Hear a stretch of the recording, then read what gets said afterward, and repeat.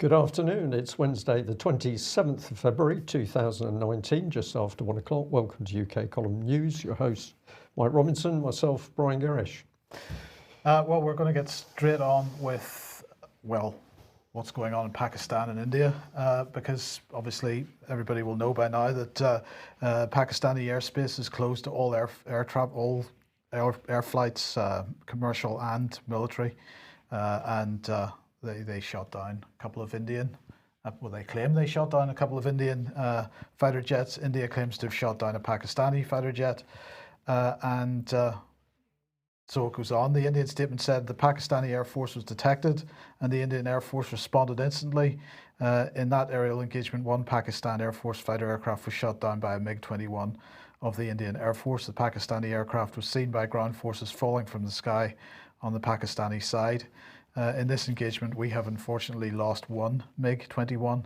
The pilot is missing in action, and Pakistan has claimed that he is in their custody.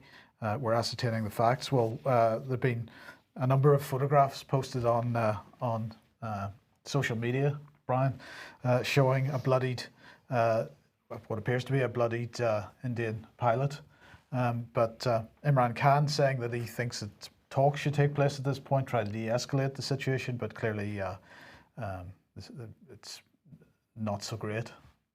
Well, it's incredible, isn't it? And of course, India and Pakistan have been such a volatile situation for so many years. With all the other problems going on in the world, it's remarkable that this is now flaring up. Well, isn't it just? Now, of course, this is all about Kashmir, but it is remarkable timing. Anyway, in the meantime, this was in the Daily Mail. Cowering next to her dead sister, little girl lies covered in blood under rubble after latest bombardment by Assad's regime in rebel-held Syrian province. So the war party banging the war drums once again. Of course, where did all these images come from that are all copyright associated AFP and Reuters? They've come from the White Helmets. You know, the hypocrisy, apart from anything else here, is unbelievable. Because, you know, they say airstrikes killed 5 people, including 3 children in northwestern Syria. President Bashar al-Assad forced thousands of civilians to flee in terror. Khan Shaykhun has turned into a ghost town despite being under ceasefire, and disturbing images show a bloodied girl cowering next to her sister's corpse. I would just remind everybody that we've seen these types of images before. These have all come from the White Helmets. You might describe them as the propaganda wing of al-Nusra Front. So this is, in my opinion, Brian, some pretty egregious war propaganda. And we've got to remember that the White Helmets have, of course, not been too shy about staging similar situations in the past. And really the hypocrisy here is pretty tangible once again, because, of course, if we remind people how many civilians died through the Western-backed Operation Declare Mosul of exactly these type of people, and also Raqqa. So there wasn't too concern on the Western side when we were trying to clear ISIS out of those areas, how many civilians got hurt or killed or injured or killed as a result. But apparently when it's Assad and Russia that are trying to clear ISIS and other extremists out of part of Syria, then they're not allowed to kill any civilians.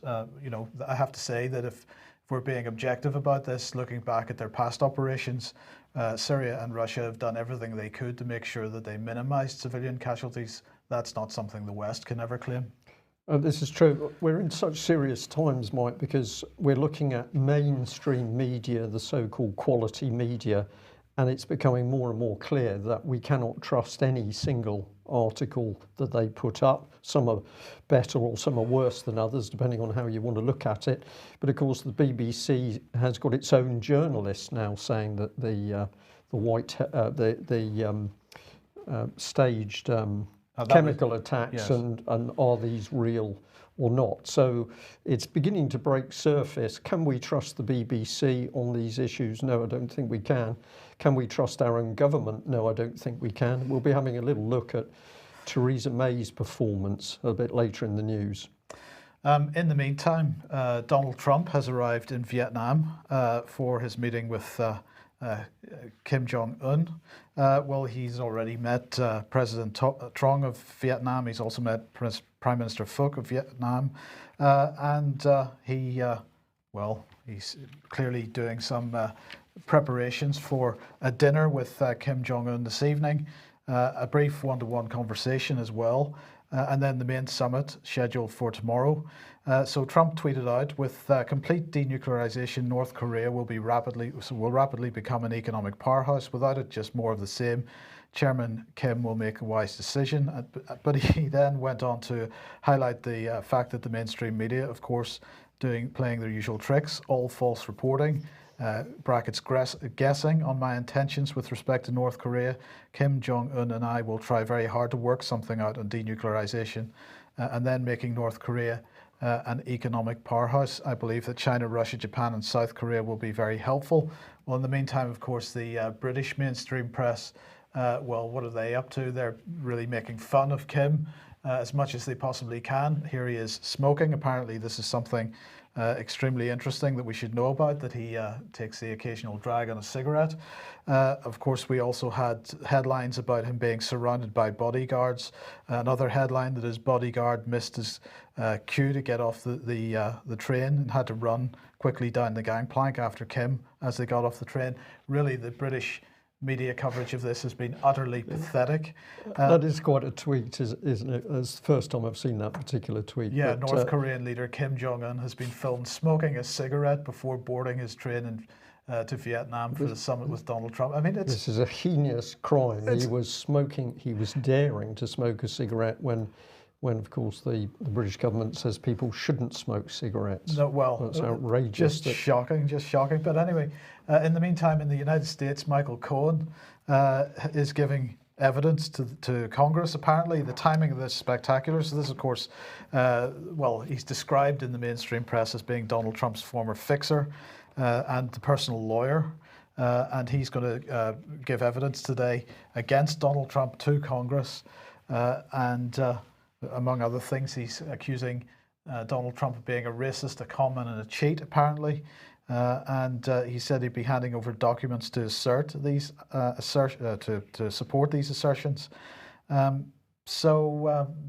timing of this absolutely amazing. It's exactly the same type of operation that well, what do we call them? U.S. deep state pulled when Trump met Xi Jinping. So they're attempting to ramp up the local or the domestic headlines to take any praise that Trump might, deserve for trying to organize, deal with some of these international issues, and take them down to the lowest possible level. So the timing is spectacular. Mainstream media, once again, right in the heart of driving forward a certain ideology and policy here. Certain policy, and it's where that policy comes, which is the key bit. But I'll just say, Monday, Mike, I was watching UK column news, and I was just fascinated with the video on the EU Arab League meeting. And I was watching our Prime Minister, and I decided to take some clips from the video which was shown in that UK column news, because I think it just gives us a little bit of a deeper insight into our illustrious Prime Minister Theresa May. So this is the sort of thing I put up. Now I put some captions here because I wondered what she was thinking, but in this shot, Theresa May is top right on your screen, and she's got a very subtle, to my mind, forced smile. She's trying hard to smile that she's here with this illustrious group of people, and she should be smiling. Everybody seems to have their backs turned. Well, it gets worse, really. Let's follow it through, Mike, because this did fascinate me. Here she's turned away, and obviously we've got Frau Merkel in the foreground getting all of the attention. But you look at that expression on Theresa May's face; it's absolute blackness. She's not happy. She's turned away from all the jovial activity. And okay, I'm taking the mickey out of her here that she's saying that Frau Merkel's getting all of the attention, but what's really happening? This is all to do with Theresa May. She's back having a little look. There's this little bit of a demure smile, but she's not really very happy. And then she does this. She's looking straight down at her feet. I'm told, whether it's true or not, that this is a sign of somebody who's sort of getting depressed. You're looking down at the ground. And to me, she's like a little girl at a party where the others aren't really playing with her. She's looking down at her feet. She'll be shuffling her feet and thinking, I wish somebody had come and take me away from this.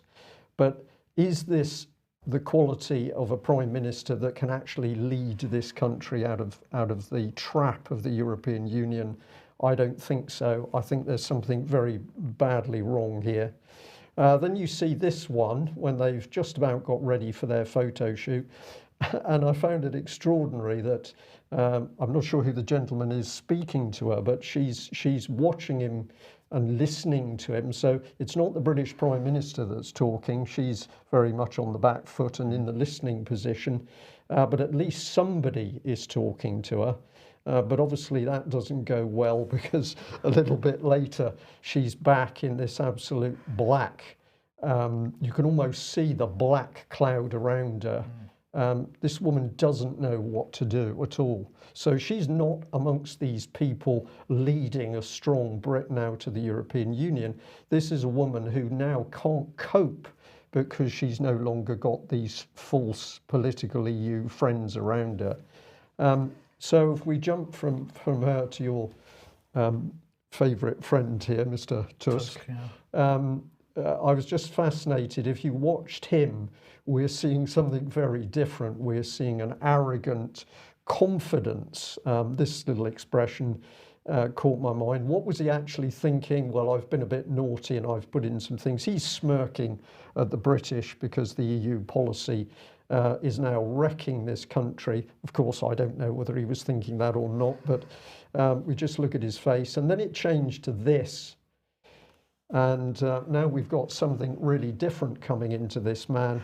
Was he actually looking at Theresa? You can't really see, but he could be. And what would he be thinking? She deserves it. She's a traitor to the EU project. That's actually an interesting caption you've put up there, Brian, because of course she's in the position potentially where Donald Tusk does consider her a traitor. She's also in the position where most of the British public consider her a traitor as well. So this is not a very nice place to be, it strikes me. Not a nice place to be, and it's not a nice place with men like this controlling Britain via this EU empire, because this was another expression on his face, and I thought this is really showing us, if you look at the eyes and you look at the intent in that man's face, whatever's going on in his mind, it is not very nice. So Theresa May bringing Britain out of the European Union with Brexit, I don't think so. I think what we've got is a complete pack of lies to the British public, the electorate, as this whole thing is made more and more complex and delayed and stalled. Well, and in fact, the nature of some of the problems that she has brought on this country will be published on the UK column this afternoon. Keep an eye out for a couple of new articles. Right. Now, just a quick reminder, if you like what we're doing and you'd like to support us, please do so. And you can do that at ukcolumn.org/community, and you can join us there. Quick reminder that AV 9.1 DVDs are still available on the UK column website. Presentations from Brian, from Alex Thompson, from Patrick Henningsen, Dr. Graham Downing, and from Ian R. Crane. And just to let everybody know that all the residential tickets for Alternative View 10, which is taking place in May, are now sold. There will be some very limited availability of day tickets at some point, but in the meantime, if you want to be put on the waiting list in case anybody drops out of a residential place, please do get in touch with Ian Crane via alternativeview.co.uk. And the selling out must be a sign of more people now keen to mix and meet other people, other individuals who are questioning what the sort of official line is on all matters of things. Right, well, we're just going to move on to this, which is a very sad report, but it takes us back to the 17th of March 2015, when the UK column put out a report about this gentleman, Quentin Duckworth, and he had been found dead on a railway line. And we were speaking to his brother at the time, who said nothing about this case stands up. The reports from the British Transport Police don't stand up. The reports from the police do not stand up. Effectively, this case was not investigated properly, and much of the background to it, where this particular gentleman, Quentin, was being bullied by the police, was never really brought to the surface or followed up. But his brother Graham, who tried very hard over quite a lengthy time to get a proper investigation, to get a proper coroner's report into what happened, just found that as he pushed harder and harder for the truth to come out, so he got an even worse time. Now, Graham contacted us this morning to say today, the 27th of February 2019, is the anniversary of Quentin Duckworth's death.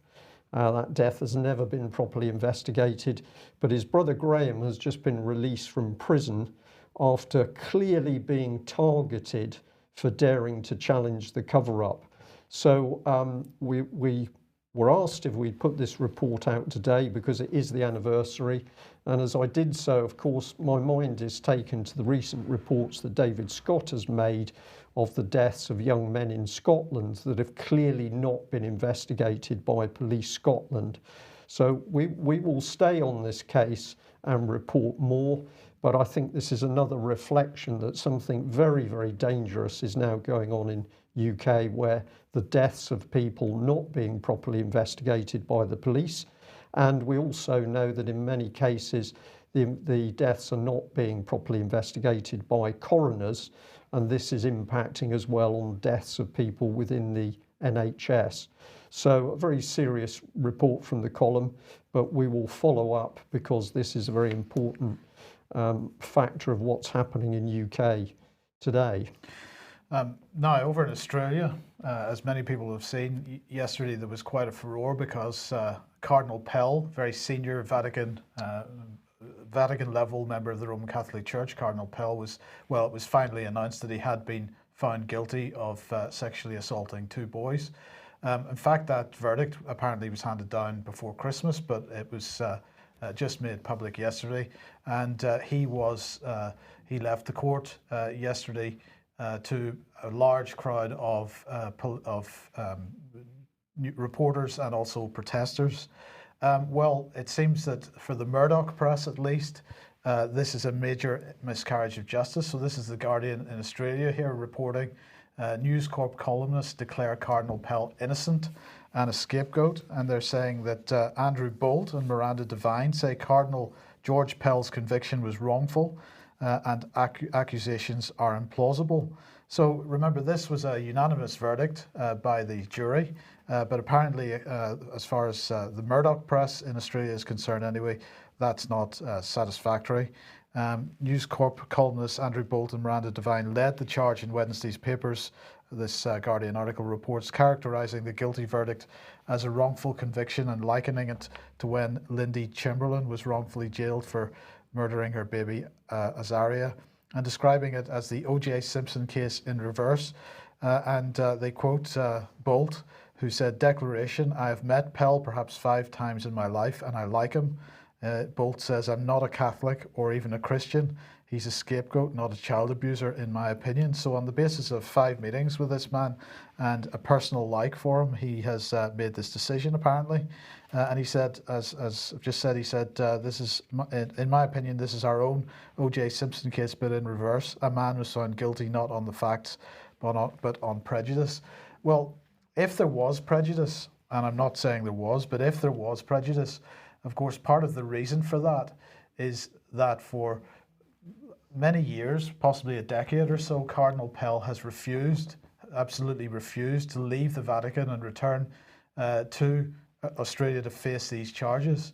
Now, perhaps if he had done that, perhaps there would not have been the publicity which had built up over many, many years over him, over the situation and so on. And if there's any question of the fairness of this trial, then perhaps it's only he's only got himself to blame for that. I'm not saying there is any question over the fairness of this trial. I think the jury came to the correct decision. It was a unanimous decision, but it is fascinating to me that it is the Murdoch press in particular that seems to be standing beside him here. Yes, excuse me. And of course, he was able to take protection in the church at one stage, so yes. It's added to the complexity. Well, let's follow through. Now, this was an article which came out a couple of days ago, but I believe is very, very significant. It's from the Mail. Theresa May allowed GCHQ spy chief to resign for family reasons after he helped paedophile Catholic priest avoid jail, despite the media being told he would be caring for a sick relative. I'd encourage people to read this story because it's important to take in all of the facets of it. But essentially, we've got a man who, prior to him taking over the role of director of GCHQ, provided a reference for a man which allowed him to get away from a sentence in relation to paedophile activities. And then he later resigns, and he says this: after a good deal of thought, I've decided that this is the right time to move on and to allow someone else to lead GCHQ through its next phase. My job demands a great deal of my ever patient and understanding family, and now is the right time for a change in direction. And what the press are really saying here is that this was the this was the scam which the government had created because people were led to believe that he was just going as a result of family pressures. But the reality was that the National Crime Agency had discovered that he had provided this reference to a paedophile priest who, following that glowing reference, went on to commit further abuses, was able to go on. But the government, the British government, we've got this same thing, the government deciding that the British public shouldn't know the truth. And so this sob story was the one actually put out. But if you get into the story itself, and it is pretty graphic, so here it is. Mr. Hannigan provides a character reference for Father Edmund Higgins at his 2013 trial, and the priest gets an 8-month suspended sentence. The judge said Higgins had struggled with his sexuality, but he went on to re-offend. And in a minute, just a couple of minutes, we're going to look at what that re-offence was. The powerful Mandarin gave the reference in good faith a year before his appointment as director of the 5,000-strong government communications headquarters. Was there no positive vetting done here by the security services on this man, Mike? Of course there was. So that vetting knew of this connection, but he was still allowed to go through. I find this very, very, very interesting. All right, so the timing is that he gave this reference before he went to work for GCHQ. And then he goes into GCHQ, but when he resigns as a result of this starting to come to the surface, then it's all, I've got to resign because of pressures on my family. Right. So the detail here, the Mail on Sunday learned that Number 10 was alerted in early 2017 that the National Crime Agency was investigating Higgins as part of a major probe into online chat rooms that hosted abuse of babies. We're into utterly disgusting stuff here. Mr. Hannigan offered to step down and avoid dragging GCHQ into the scandal, but the significant reason behind his departure was never made public. Even senior officials within the Foreign Office, GCHQ, and the Cabinet Office were unaware. So this was an internal government cover-up. Boris Johnson, Foreign Secretary with responsibility for GCHQ at the heart of it. But of course, this goes through the heart of government. Do you find it likely that the Cabinet Office was unaware? I think, yes, I think the Cabinet Office as a whole, I think it's highly likely, Mike, right, because I think this tends to reinforce the idea that even the Cabinet Office is actually being controlled by something deeper within it. Maybe it's the Pearl Office, as we've mentioned before. But they caught the Father Edmund Higgins boasting online of his sexual interest in babies, and he later confessed to possessing and making child abuse images, which were horrific, 800 illegal images. And so all of this was there, but the key point is that the government concealed it. The government concealed it, presumably in the public interest. Now, what the paper pointed out, and I think it was a very good point the journalist made, was that in 2017, when all the business with GCHQ was going on, Theresa May was quoted as saying this: "The sunlight of transparency acts as an important check and balance and helps ensure the highest standards of public life amongst senior government representatives." This is duplicity, Mike, at an unbelievable level. Is it conceivable that a Prime Minister who says this, knowing what's going on in the background, could be trusted to get us out of the European Union? I don't think there's any way you could trust this Prime Minister. This was a report from the London Economic, it's called. Theresa May and Amber Rudd suppress Westminster child abuse documents for national security reasons. And it's Labour MP Lisa Nandy. This was reported back in November 2017. She was revealing in Parliament embarrassing inconsistencies between Prime Minister Theresa May and the Home Secretary over documents, Home Secretary Amber Rudd, over documents being hidden from inquiry into allegations of child abuse by MP Cyril Smith. And one of the quotes is, "The Home Secretary told me that some papers would be withheld from the Civil Smith inquiry for national security reasons," Nandy told the House of Commons. Yet she added, "This week the Prime Minister has written to me to say we're clear that the work of the security services will not prevent information being shared with other such inquiries." But if we had a man running GCHQ who was providing positive references to paedophile priests, who knows who we can trust in this mess? So here's The Guardian, 17th of May 2015, and Theresa May as Home Secretary. Cyril Smith cover-up claims could lead to prosecutions.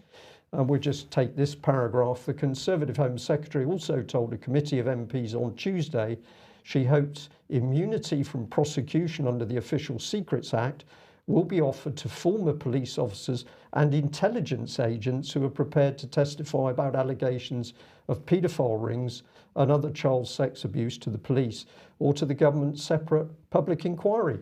But the same people were helping intelligence services actually to slip away, having been on the fringe, we'll say, to be kind to the gentleman, of this paedophile activity. And let's also remember that when John Wedger, the Metropolitan Police Officer, stepped forward to warn about widespread abuse of children in London and the cover-up of that abuse by the Met Police, politicians, local authorities and charities, Theresa May's Home Office lost his files and evidence. Mike, could it actually be clearer that we have got a criminal elite running Westminster? We've talked about this business of child abuse being the engine. This is how the blackmail works. Can we trust this government on anything they say? Can we trust it on Brexit? Perhaps the European Union is blackmailing MPs using child abuse. I don't know, but certainly this government has built up quite a reputation now for suppressing, covering up and preventing any serious investigation, particularly of child abuse linked to Westminster, but on a much broader basis as well. Yeah, we'll stay on the case. Okay, so well, let's move on to the Labour Party. And Chris Williamson, MP, is in a bit of hot water at the moment. He's being criticised for saying that the Labour Party has been too apologetic over the claims of anti-Semitism. He said that he suggested that the Labour Party response to complaints about anti-Semitism had contributed to the Labour Party being demonised.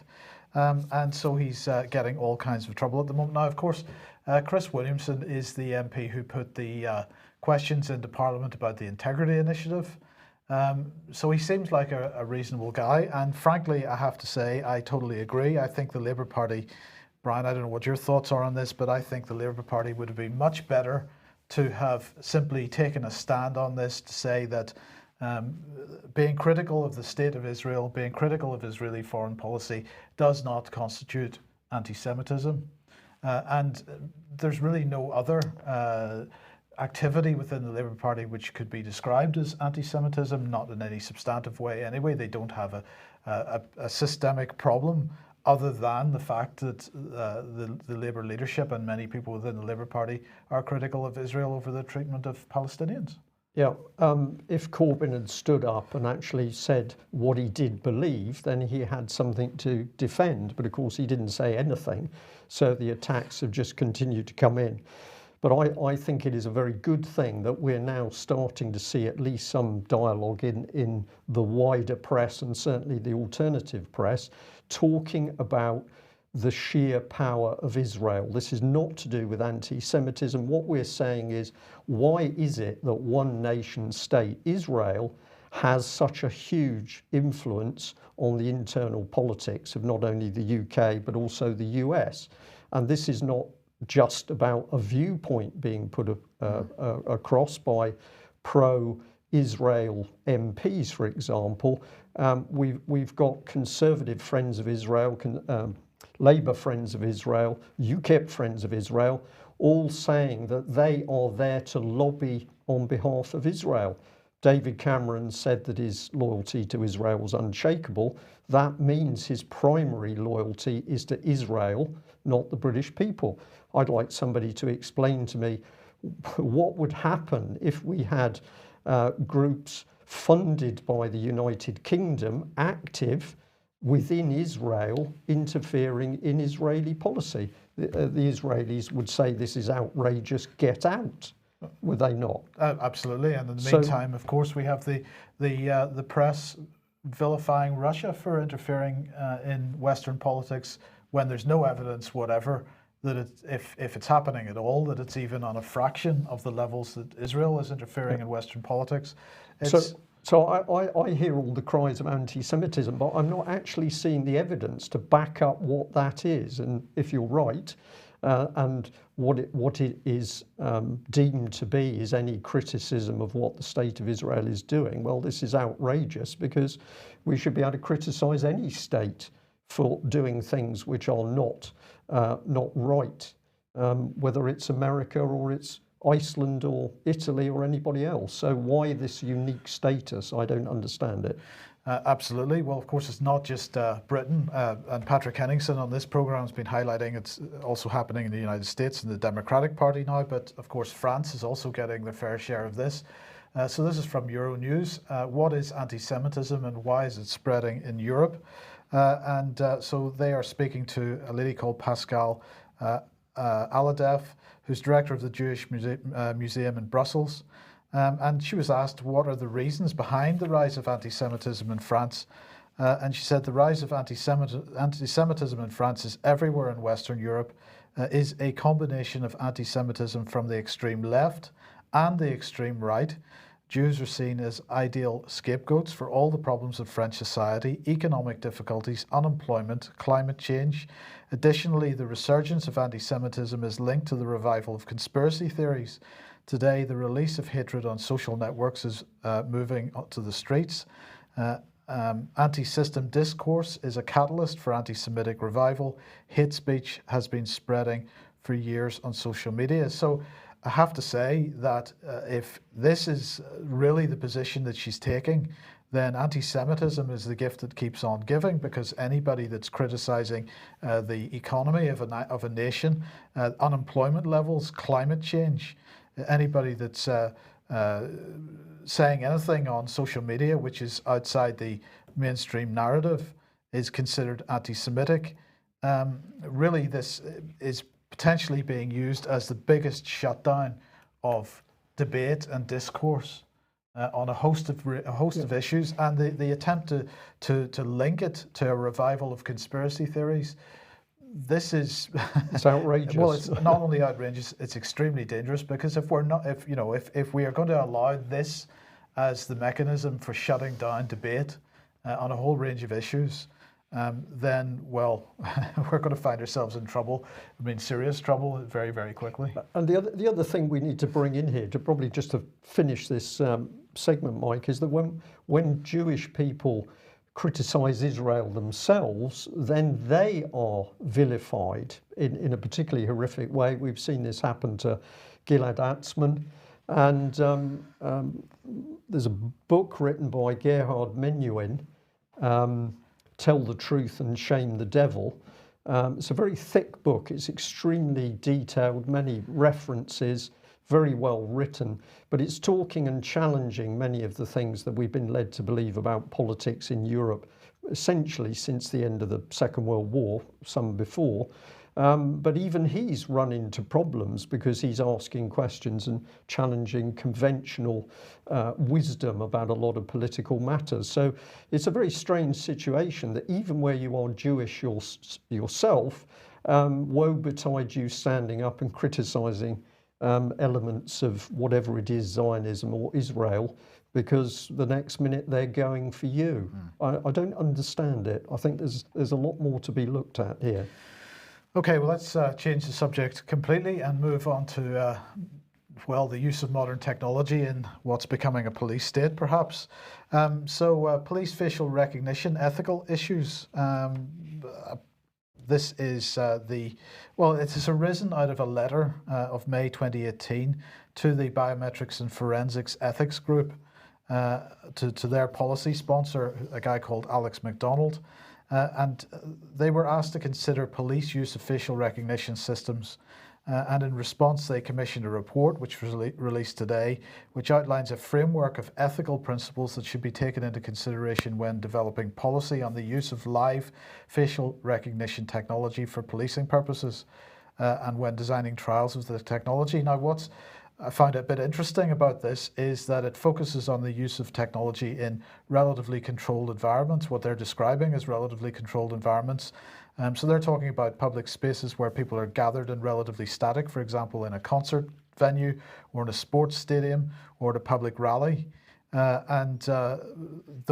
would have clearly defined entry and exit points where people would be channeled past the cameras. But of course, the trials of this that we've seen in the mainstream press so far have not been in that sort of situation. They've been this one was being held at Stratford Station, where people are coming in and out, not necessarily through barriers, but are milling around, and so on. This particular headline from The Independent saying police stop people for covering their faces from facial recognition cameras, and then fine a man £90 after he protested. He was fined £90 because he swore at the police for attempting to giving him a hard time about the fact that he covered his face. There's no requirement in this country for somebody to have their face uncovered if they're cold, for example, or in fact if they don't want their photograph taken. It's perfectly reasonable.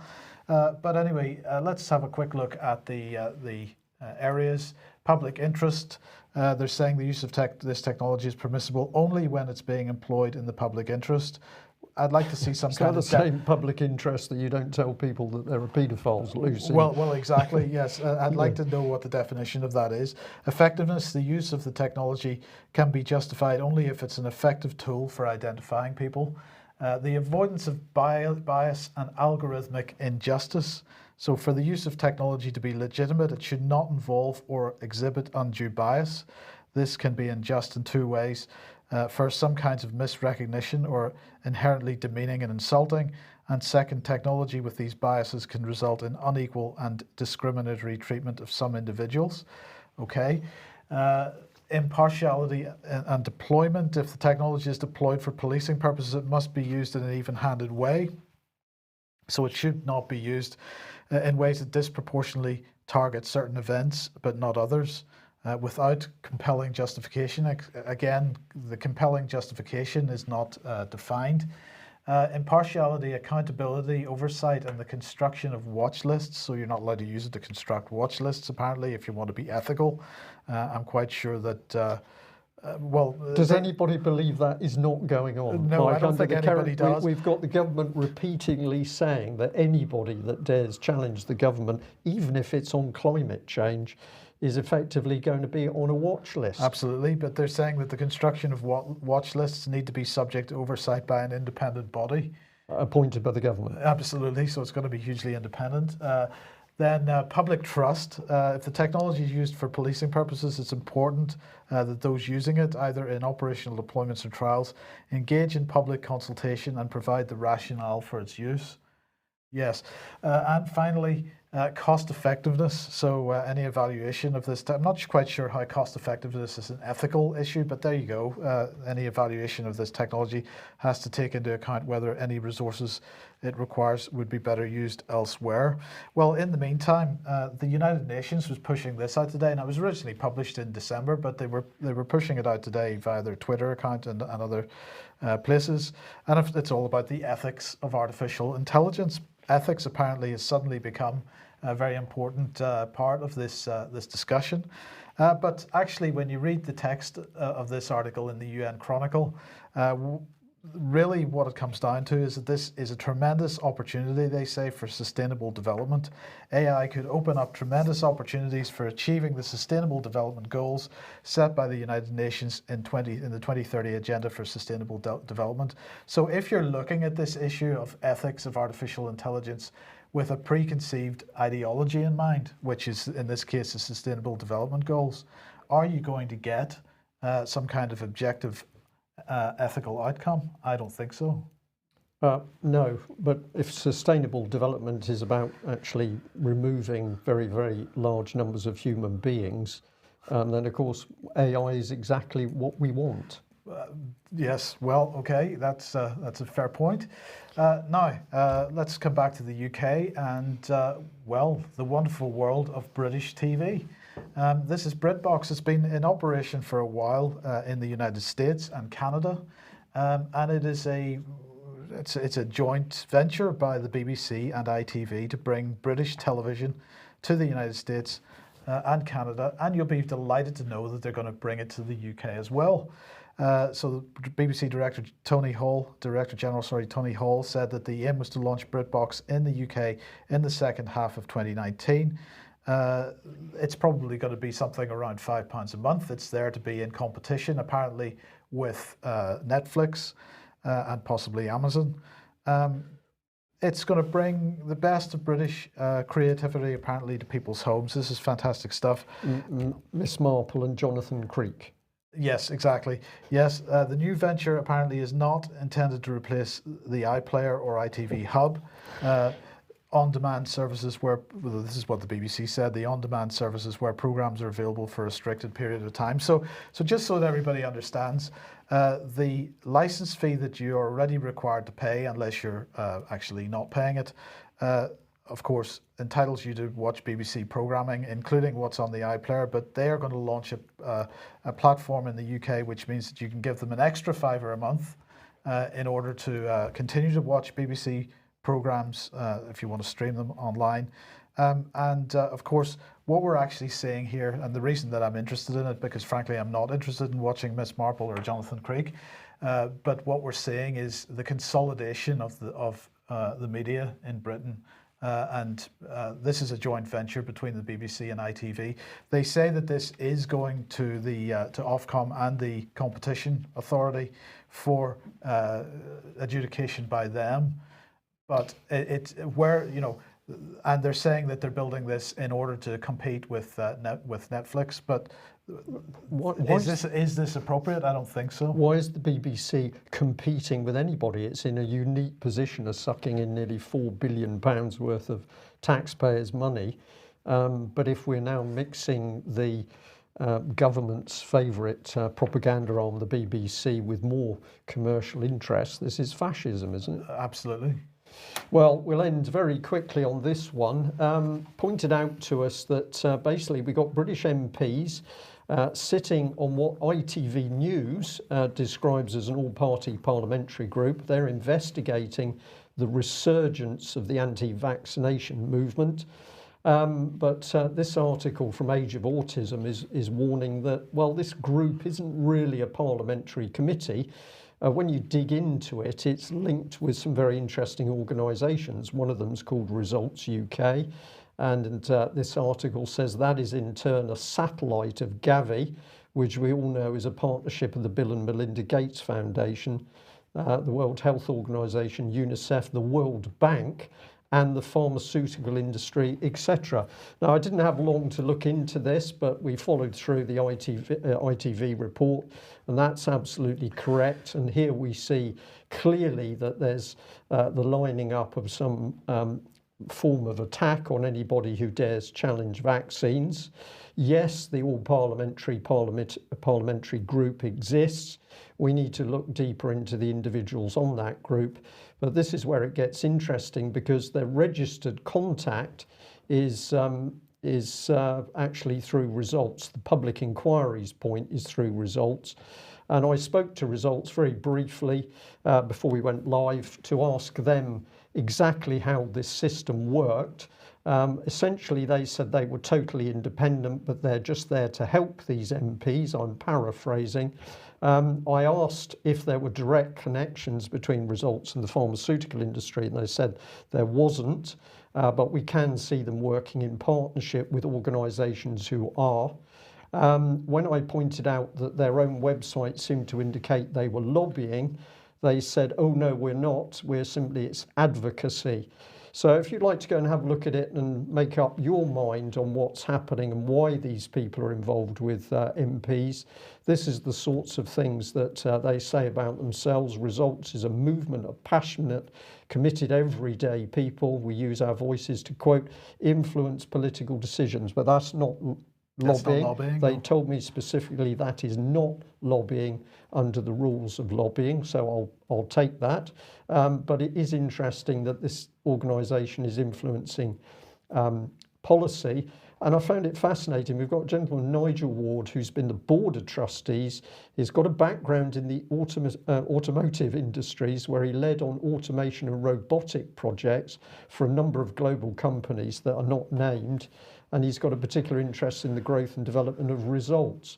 How does that work? I don't know, but you can see all of the information and where it leads if you follow through, and eventually you'll see information on Gavi.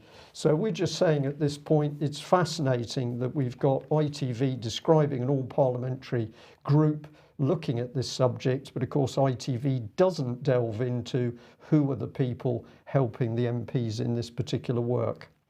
We'll leave it there. Final note, just to say, really excellent 5G meeting in Buckfastleigh, Devon on Friday evening. Probably 220 people in the room for the actual presentations and film clips on 5G. At least 50 people unfortunately had to be turned away. And we also know that several hundred people were also watching that being live streamed. So I've got to say, Mike, really tremendous meeting. Well done for everybody turning up. And I was very interested to hear the reaction of some of the people in the audience who clearly knew nothing about the dangers of 5G before they started to hear the talks and presentations. And they were people who left at the end of the evening saying they were absolutely willing to help do something to alert other people. So a very good evening, and it was very professional. It just shows what can be done. Thanks for joining us. We will be back at the same time on Friday. Bye-bye.